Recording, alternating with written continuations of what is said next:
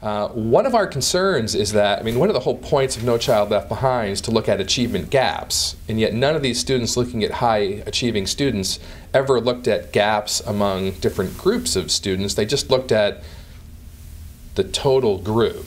And we thought, if you're trying to investigate the impact of NCLB on high achieving kids, not looking at the gaps, you're kind of missing the point. The one thing we can be sure of is that substantial gaps exist, and there's some evidence that particularly for math that they're growing.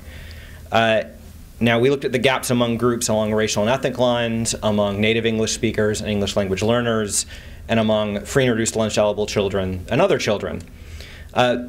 In mathematics, and right here we have the scores for race, over the course of the decade, African Americans and Hispanics started at about 0% scoring at the advanced level, up to about 1 or 2%. For whites, that rose fairly steadily over the course of the decade to in the 8 to 10% range. So the gap widened very much over time. If you look at reading, the good news is that the gaps didn't change that much.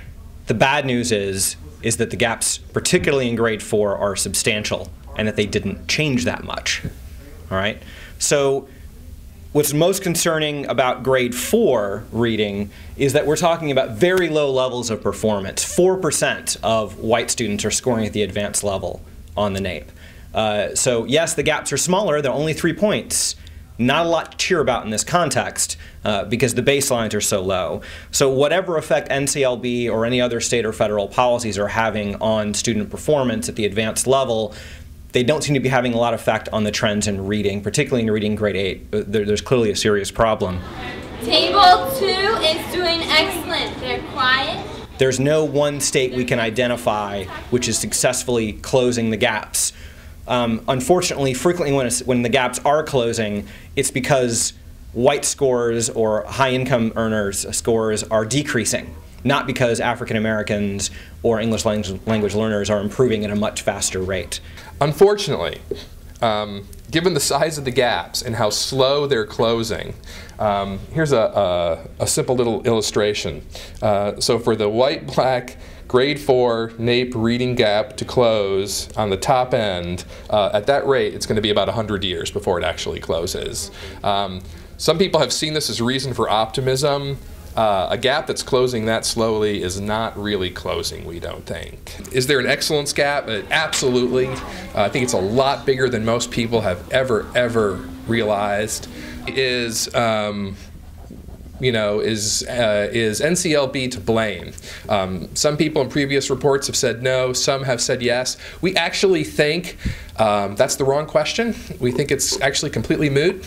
That question assumes that we were doing a good job with this before NCLB, and the data going back a decade or so beforehand shows that we were doing horribly. We're doing slightly less horribly now, but clearly those trends were starting to tip up a little bit before NCLB was passed. So we actually fully expected to find data that would allow us to blame this on NCLB. I think NCLB is actually irrelevant to this. It has not helped, it has not hurt. The situation is as bad as it was before. And if anything, some of these gaps are a heck of a lot bigger.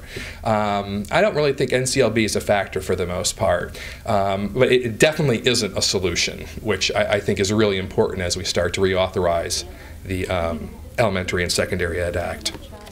I really think that a lot of the first step solutions are free or very inexpensive.